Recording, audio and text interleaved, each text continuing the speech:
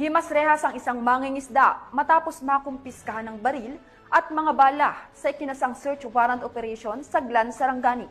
Nakatutok dyan si Patrolwoman Brilliant Jean Cabonilas.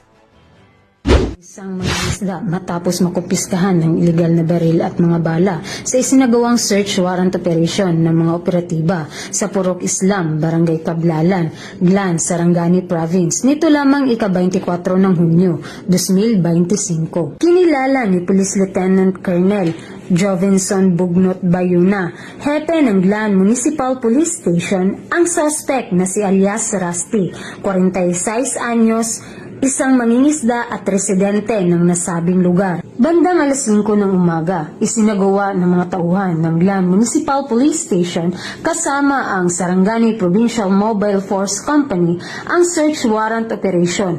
Na-recover mula sa suspect ang isang unit ng 9mm Uzi pistol at 23 ng bala. Nakumpiska din ang 2 plastic sachet ng hinihinalang shabu na may kabuuang timbang na 0.12 na gramo at nagkakahalaga ng 6,800. Iba pang drug paraphernalia.